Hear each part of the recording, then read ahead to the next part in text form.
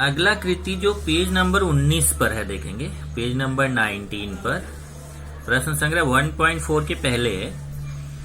चौखटों, ये देखिए कृति, चौखटों के समीकरणों के हल ज्ञात करने के लिए निम्नलिखित कृति कीजिए। तो जैसे देखिए ये है अपना 5/x-1 plus 1/y-2 equal to 2 और दूसरा है 6/x-1 minus 3/y-2 equal to 1। तो अगर आप देखेंगे तो ये वैसा ही है, दो समीकरण है, इसमें भी उसी तरीके से करना है, लेकिन यहाँ पे इसने कृति है तो एकदम से शॉर्ट कर दिया है, डायरेक्ट स्टेप किया है। तो मैं आपको दिखाता हूँ। जैसे ये अपना पहला समीकरण है 5/x-1 plus 1/y-2 equal to 2, ये पहला समीकरण है। और दूसरा है 6/x-1 minus 3/y-2 equal to 1, ये दूसरा समीकरण है। तो जैसा मैंने बोला था इस संख्या को बाहर निकाल लो, तो समीकरण 1 तथा 2 का दूसरा रूप, इसको आप दूसरे रूप में लिख सकते हैं। कैसे? 5 को बाहर निकालेंगे 1/x-1 होगा, और ये तो 1 है ही तो इसको वैसे ही रहने दो, 1/y-2 इक्वल टू 2। इस समीकरण 1 का ही दूसरा रूप है, समीकरण 1 ही है इसलिए मैं इसको 3 नहीं कर रहा हूं। अगला 6 को बाहर निकालो 1/x-1 माइनस यहाँ 3 को बाहर निकालो 1/y-2 इक्वल टू 1। तो समीकरण 1 को हम ऐसे लिख सकते हैं, समीकरण 2 को ऐसे लिख सकते हैं। केवल यहाँ पे संख्या 5 को बाहर निकाल लिया तो 1/x-1, a1 है ही तो रहने दो। ये 6 को बाहर निकालेंगे तो 1/x-1, यहाँ 3 को बाहर निकालेंगे तो 1/y-2। अभी देखिए 1/x-1 1/x-1 सेम है, तो इसको देखिए वही किया, 1/x-1 को m मानेंगे, 1/y-2 को m। तो 1/x-1 को m माना, 1/x-1 इक्वल टू m तथा 1/y-2 इक्वल टू n। तब ये समीकरण कैसा परिवर्तित हो जाएगा? देखिए यहाँ इसकी जगह, ये दोनों की जगह पे m लिखना है और इसकी जगह पे n लिखना है। देखिए 1/x-1 की जगह पे m और 1/y-2 की जगह n। तो ये 5m plus n equal to 2, 5m plus n equal to 2, ये समीकरण 3 बन जाएगा। और यहाँ ऐसे ही इसकी जगह m लिखना है, इसकी जगह n लिखना है, तो क्या हो जाएगा 6m minus 3n equal to 1, 6m minus 3n equal to 1। ये समीकरण 3 और 4 प्राप्त हो गया। इस समीकरण को हल करेंगे। ये देखिए यहाँ पे इसने लिखा भी है, पहला समीकरण क्या मिला 5m plus n equal to 2, ये देखिए 5m plus n equal to 2। और दूसरा समीकरण क्या प्राप्त हुआ 6m minus 3n equal to 1, ये देखिए 6m माइनस 3, यहाँ पे थोड़ा गलत लिखा हुआ, 3m लिखा है, यहाँ 3n आएगा, 3n इक्वल टू 1। ये लिखा है कि जो नया समीकरण मिला है, नए समीकरणों को हल करके m का मान क्या आएगा, n का मान क्या आएगा। तो यहाँ तो डायरेक्ट आपको लिखने के लिए दिया है बॉक्स पर, आपको इसको हल करना पड़ेगा। इन दोनों समीकरणों को हल कर सकते हैं कैसे? समीकरण 3 में 3 से गुणा करने पर, क्यों किया मैंने 3 से गुणा? क्योंकि इधर 3n है, इसमें भी 3 का गुणा करेंगे, ये भी 3n बनेगा। इस समीकरण 3 में इसमें भी 3 का गुणा, इसमें भी 3 का गुणा, इसमें पूरे समीकरण 3 में 3 का गुणा, तो 3 बचे 15m, यहाँ 3 का गुणा 3n, यहाँ 3 का गुणा 6। अब समीकरण 4 और 5 को देखिए, ये भी 3n, ये भी 3n, ये माइनस ये प्लस। तो समीकरण 4 तथा 5 को जोड़ने पर, तो पहले समीकरण 4 लिख दिया, इसके नीचे समीकरण 5, एक 3n कट जाएगा क्योंकि ये माइनस ये प्लस है, और ये प्लस प्लस जोड़ा जाएगा, 15 6 21m, और ये 6 और 1 जोड़ेंगे तो 7, m इक्वल टू 7/8, 21 का गुणा इधर आके भाग हो जाएगा, और इसको काटेंगे तो 7 1 के 7, 7 3 के 21, ऊपर 7 1 के 7 बोल रहे हो, इधर 1 इधर 3, 1/3 आएगा। m का मान कितना आया 1/3। इधर देखिए m का मान कितना आएगा 1/3। तो आपको ये सब देखिए रफ पे सॉल्व करना पड़ेगा और यहाँ डायरेक्ट आंसर लिखना है। अब n का मान निकालना, तो जो m का मान 1/3 आया है उसको चाहे आप समीकरण 3 में रख दीजिए, चाहे 4 में रख दीजिए, चाहे 5 में रख दीजिए। तो मैं रखता हूं m का मान समीकरण 3 में रखने पर, अभी समीकरण 3 में ले रहा हूं। समीकरण 3 है 5m + n = 2, 5m + n = 2। अब m का मान कितना आया है 1/3, तो m की जगह मैं रखूंगा 1/3, धन n बराबर 2। अब 5 × 5/3 हो जाएगा। देखिए गुणा करेंगे 5 × 5/3, n बराबर 2। अब यहां से देखिए 5/3 बराबर के उस तरफ ले जाए 2 ऋण 5/3 हो जाएगा। इसको समझो 2/1 है। देखिए इधर प्लस है, उधर जाके माइनस हो जाएगा ना, +5/3 उधर जाके -5/3 होगा। तो ये 2 के अपॉन में 1 छिपा हुआ है। तो हर समान नहीं है तो नीचे का गुणा तिर्यक गुणा, तो 3 × 1 = 3 और तिर्यक गुणा 3 × 2 = 6, 5 × 1 = 5। तो n = 6 में से 5 गया 1/3।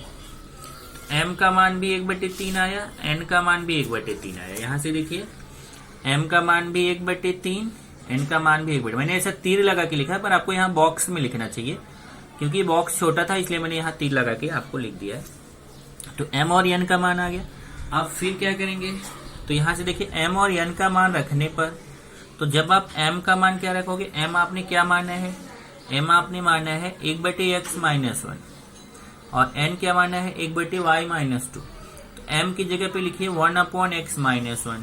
देखिए m की जगह पे रखेंगे, m की जगह पे 1/x - 1 इक्वल टू, और ये इसका मान कितना है 1/3। ऐसे यहाँ पे n का मान रखिए, n का मान क्या है, n का मान है 1/y - 2। यहाँ से n की जगह पे 1/y - 2 और ये इक्वल टू 1/3। अब यहाँ पे तिर्यक गुणा करेंगे, तिर्यक गुणा करके x y का मान निकालेंगे। तो क्या क्या आया, एक आया है 1/x - 1 इक्वल टू 1/3। तिर्यक गुणा करेंगे तो x - 1 का 1 से गुणा होगा x - 1 और 1 का 3 से गुणा होगा, 3 × 1 = 3, -1 बराबर को उधर जाएगा तो +1 हो जाएगा और x बराबर आएगा 4।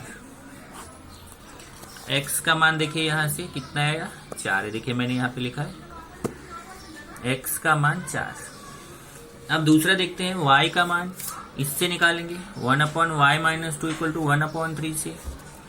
तो 1/y - 2 इक्वल टू 1/3, तिर्यक गुणा करेंगे तो y - 2 का 1 से गुणा होगा तो y - 2, 3 का 1 से होगा 3, -2 उधर जाएगा तो +2 हो जाएगा और y = 5 आएगा।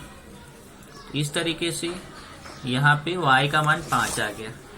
ये देखिए y का मान 5, x का मान कितना आया 4, y का मान कितना आया 5। इस तरीके से समीकरण का हल हो गया x y = 4, 5। यह दिए गए समीकरण का हल है। ये 1.4 तक का उदाहरण हम लोगों ने कर लिया। अब एक ही एक्सरसाइज का उदाहरण और बचा है, कौन सा है 1.5। 1.5 में एक कृति है और 5 उदाहरण है। तो मैं कृति इसी में कवर कर देता हूं। पेज नंबर 20 पे देखिए, पेज नंबर 20 पे जो कृति है मैं इसी में कवर कर देता हूं और उदाहरण जो 5 हैं वो अगले लेक्चर में हम लोग करेंगे। कृति देखिए क्या है, नीचे दिए गए चौखटों में तीर के चिन्ह के पास कुछ सूचना दी गई, इससे प्राप्त होने वाले समीकरण तीर के सामने वाली चौखटों में लिखेंगे। अब देखिए क्या दिया है, पहले बॉक्स देखिए ध्यान से। मैं सार्थक हूं, मेरी वर्तमान आयु x वर्ष है। तो ये सार्थक की वर्तमान आयु कितनी वर्ष है, x वर्ष। और ये मैं साक्षी हूं, मेरी वर्तमान आयु y वर्ष है। इस बॉक्स से क्या समझ में आता है कि सार्थक की वर्तमान आयु x वर्ष है और साक्षी की वर्तमान आयु y वर्ष है। वर्तमान मतलब क्या होता है, इस समय की आयु। तो सार्थक की वर्तमान आयु कितना है x वर्ष और साक्षी की वर्तमान आयु कितना है y वर्ष। क्लियर। अब एक 4 क्वेश्चन यहाँ पूछे, 3 ही क्वेश्चन पूछा है, एक ऊपर एक इस साइड एक इस साइड, ऐसा 3 प्रश्न पूछा है। चलिए एक एक प्रश्न देखते हैं। पहला पूछा है यहाँ पे देखिए कि सार्थक की आयु साक्षी की आयु के दुगुने से 8 वर्ष कम है। अब देखिए पहले बोला है सार्थक की आयु, तो सार्थक की आयु मतलब कितना x, ये देखिए यहाँ पे लिख दिया x। सार्थक की आयु, तो सार्थक की आयु कितना है x, किसके बराबर है साक्षी की आयु। साक्षी की आयु को कितना है देखिए, साक्षी की आयु है y के दुगुने, दुगुना मतलब y के साथ देखिए 2 का गुणा से 8 वर्ष कम, तो 8 माइनस कर दिया। ये देखिए हमारा एक समीकरण बन गया। तो सार्थक की आयु मतलब देखिए पहले क्या बोला, सार्थक की आयु, सार्थक की आयु मतलब x, तो x लिख दिया। किसके बराबर है साक्षी की आयु, साक्षी की आयु कितना है y के दुगुने, तो y के साथ 2 का गुणा, यहाँ गुणा छिपा हुआ, से 8 वर्ष कम, तो -8। इधर देखते हैं इस तरफ वाला बोला है 4 वर्ष पूर्व सार्थक, कितना वर्ष पूर्व 4 वर्ष पूर्व। अब 4 वर्ष पूर्व देखेंगे, 4 वर्ष पूर्व साक्षी की आयु। अब देखिए साक्षी की आयु आज कितना है, साक्षी की आयु y, तो 4 वर्ष पूर्व कितना रहेगी y-4। आज हमारा जितना उम्र है 4 वर्ष पहले उससे 4 कम रहेगा। जैसे आज मैं 16 साल का हूँ तो 4 वर्ष पूर्व 12 साल का रहूंगा। आज मैं 30 साल का हूँ तो 4 वर्ष पूर्व मैं 26 साल का रहूंगा। तो वैसे आज साक्षी y वर्ष की है तो 4 वर्ष पूर्व कितना रही होगी y-4, और 4 वर्ष पूर्व सार्थक कितना रहा होगा, आज x वर्ष है तो 4 वर्ष पूर्व सार्थक कितना रहा होगा x-4। तो क्या बोला है 4 वर्ष पूर्व साक्षी, मतलब देखिए ध्यान से समझना हो, साक्षी क्या आज y है तो 4 वर्ष पूर्व कितनी रहेगी, जब पूर्व बोले तो माइनस करने का और पश्चात बोले तो प्लस करने का।